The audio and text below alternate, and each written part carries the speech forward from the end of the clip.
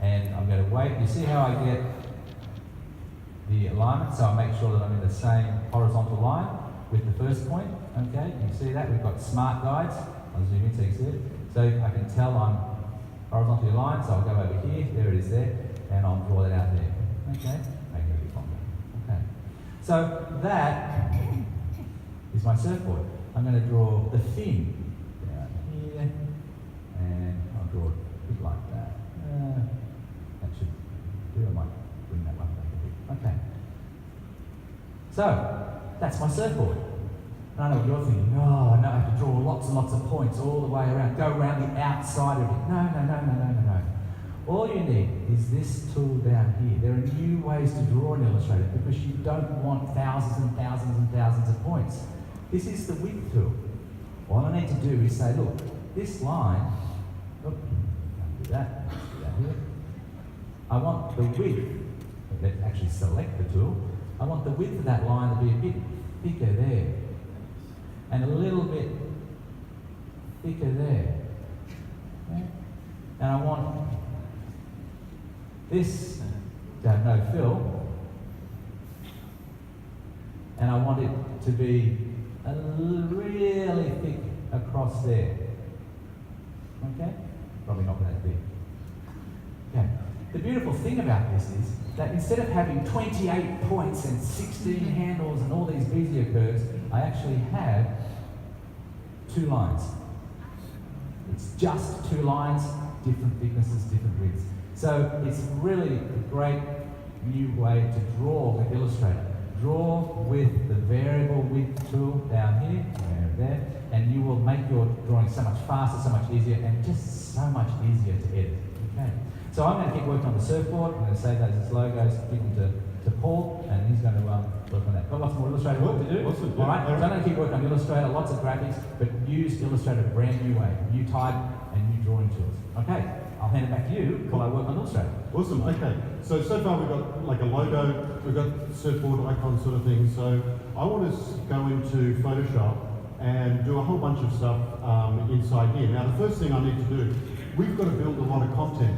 Now, Michael for the logo, use the variable the variable font, okay? But for the rest of the site and for the website, for the mobile apps, for the print and everything, I want to actually choose a font to use, but I don't know what font to use.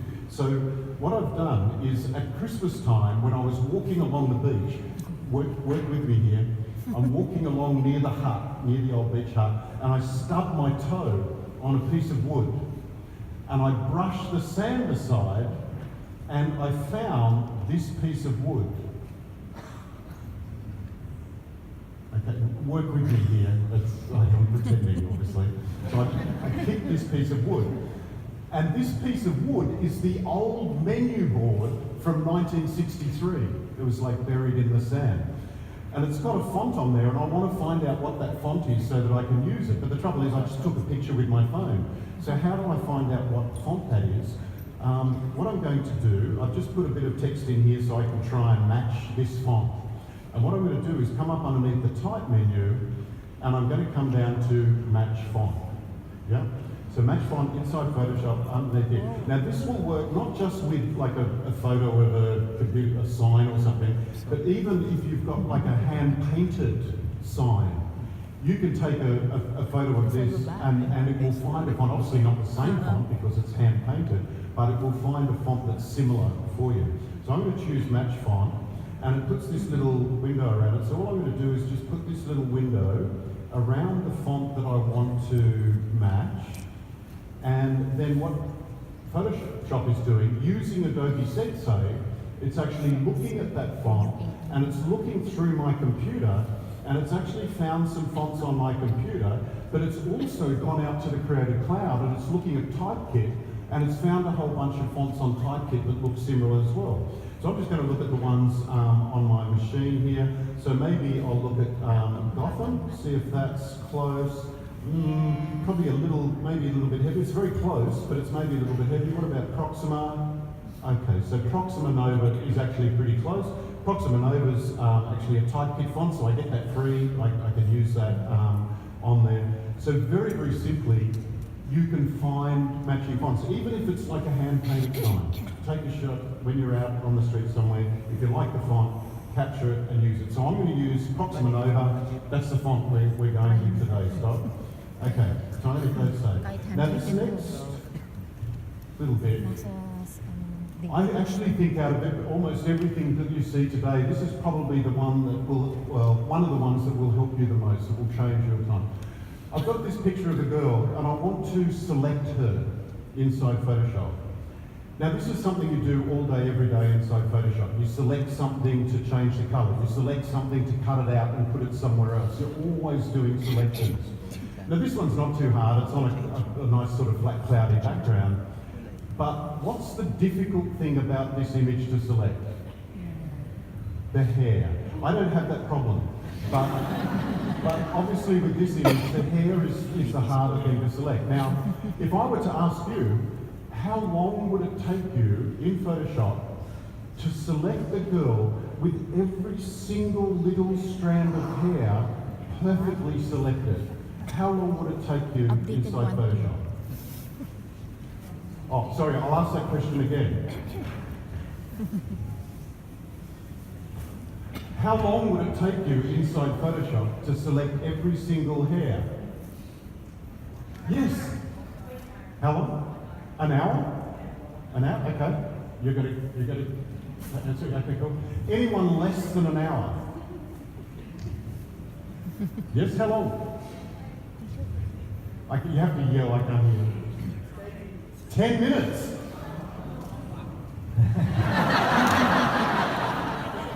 Okay, so 10 minutes. 10 minutes, but it's no good. All right, I've got to try and beat 10 minutes. So let me show you how we now do selection inside Photoshop. So what I'm going to do, first of all, is I'm going to come up and grab this tool up here. Now, one of the things you'll notice is I roll over the tools inside Photoshop now and Illustrator and a lot of our products now, you get these little videos that show you what the tool is. So if you don't know the tools, at least give you a trick. But this one's the quick selection tool, and just the name makes you think it's got to be quick, right? So I'm going to grab the quick selection tool. Now the cool thing is, when I grab the quick selection tool, at the top of the screen, I get this little button here called Select and Mask. Yep. So I grab any of the selection tools. If you grab the lasso tool or the marquee tool or any of those tools, they're selection tools. It will give you this Select and Mask button. So when I click on the Select and Mask button, what happens is it takes me to a window. This panel now is just about selecting. It's all the tools that I need to do selection inside this Select and Mask panel. So I cross over on this side here. I've got a few tools here, like this, sort of 3 tools here. Over this side, I've got a bunch of settings. Automatically, it's set her to like semi-transparent. I can adjust that. It just helps me know what I've selected and what I haven't selected. So what I need to do now is I need to select her, and I need to get every single little strand of hair exactly selected. Now, I've got to beat 10 minutes. If I don't beat 10 minutes, then you're up here for the rest of the day presenting. Okay. So I've got to try and beat 10 minutes. Okay, you ready? So I'm going to start now. So first of all, I'm going to select her. You'll notice that it's automatically listed it out here. I haven't done the hair. Let's select the hair. It hasn't done the hair very well inside there. So I'm going to grab the Refine Edge brush tool, and I'm going to come in, and using the Refine Edge brush tool, I'm going to clean that up and get every single strand of hair back through there by painting around, clicking on there, and then click OK, and I'm done. Yeah! That is how you select inside Photoshop. No longer every day do you have to sit an hour or 10 minutes doing images after image after image after image selecting. What we're doing is getting rid of the busy work. We don't want you sitting there, you don't want to sit there all day. You can go and do a design course to learn how to do selection. Selection should just be easy. And you should then spend your time creating and being creative and actually designing rather than just boring selecting. That's how you select inside Photoshop. Now I'm going to show you, I'm going to do it again, because I want to show you how it's done. It's actually using Adobe Sensei. So machine learning and artificial intelligence. So I'm just going to revert this file back to the beginning. And I'm going to do it again. Click on Select and Mask. And this time I'm going to make a mistake. So I'm just going to select down, I'm going to come down a bit further, and you'll notice this time that I've actually selected some of the bush at the bottom. So using Adobe Sensei, it's worked out most of it. It even knew not to get the bit under the arm. It's clever to do that. But Photoshop doesn't know the difference between a leg and a bush. So I've got to teach it, and this is where machine learning comes in, okay? So what I'm going to do is I'm going to click across here and hold down my Option key. And when I hold down the Option key, it's going to get rid of this. Now, I don't need to draw really carefully down this side down here. I don't need to do that. I can let Photoshop work that out. All I need to tell Photoshop is that's a bush, that's a leg. I want that, I don't want that, I want that, okay? So all I'm going to do is I'm just going to click here, hold down my Option key, and I'm just going to click.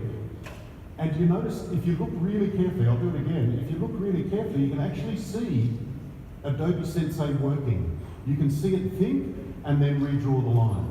If you have a look really quickly when I do it, it actually has a little think. So you can see it working. If I come down here, I'll select this bit here, Option click, and when I click, and you see how it had a little think and then it redraws the line down there. So I don't need to draw really carefully. I can just come along the edge and say, you know, I don't want that bit there. You can see it's actually just redrawing, it's having a think and redrawing the length, and it's learning as I go. So it's actually the machine learning part. So, you know, I haven't done the hair on that one, so I'm just going to cancel that and see it. So you can sort of see how the Select and Mask panel is working. Now there's one problem with that. So Quick Selection Tool, Select and Mask, it's too slow. It's way too slow. That took me, you know, 30 seconds. That's too slow. I can do it quicker. You ready?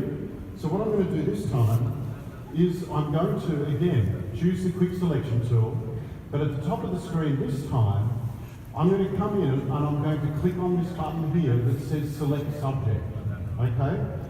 Now, the trick with this button is you can't just click it.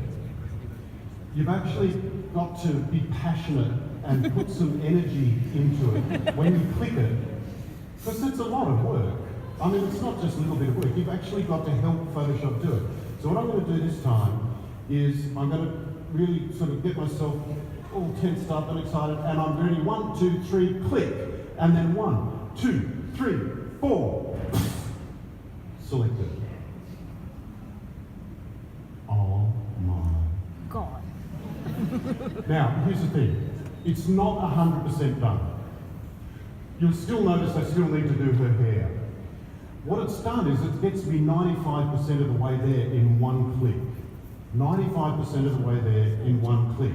What I'm going to do now, I just go into the selected mask, I just come in, excuse me, sorry, I've had a cold, thanks mate, looking after me. I just need to clean up the hair, save that out as a layer with a layer mask and click OK and I'm done. So one click, 95% of the way there, okay? Now you're sitting there thinking, well, it's a pretty easy image. It's not that hard an image to select. So let's maybe open up one that's a little bit harder.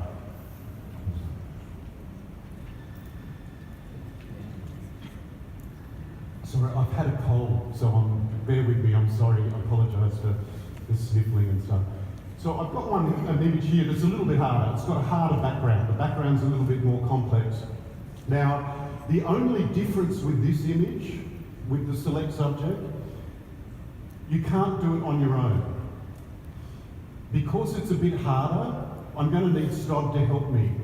So Stod, I wonder if you can hear, so when I click on select subject, you ready? You need passion, need thought. You ready? So the two of us, and you go 1, 2, 3, click. And 1, 2, 3, 4, 5, done. Still 95%. There's still that little bit of hair here, and there's still a little bit of hair here that I need to fix. But one click, and I'm 95% of the way there. Yeah? Now, none of you seem to be very excited about this stuff. So let me pick a harder image. So I'm going to get a harder image. Let's go back and get the one you're warming up. I've got the one here with Matt, and I've got the one here with. Oh, and if you hold down, if in Photoshop you hold down the space bar, you can pat that. Is sort of good. Okay, so I've got this image here. This is a lot harder. Now again, I'm obviously going to need Stott's help. But an image like this, which is really quite complex, I can't just do it with me and Stott. I'm going to need you guys as well to really be passionate. So you ready? All of us together. I've grabbed the quick selection tool and 1, 2, 3, click! 1, 2, 3, done. Not only did it select Matt, it selected Judy and it selected Judy's reflection. It didn't get Matt's reflection because that's like, you know, but it did just, again, only 95%. I've still got to go and clean up Matt's feet inside here. A couple of little bits on Judy that I'd have to fix up as well, but one click, 95% of the way there. I then go into the select and mask panel and I clean it up and do that last bit. This is how you select. You shouldn't be having to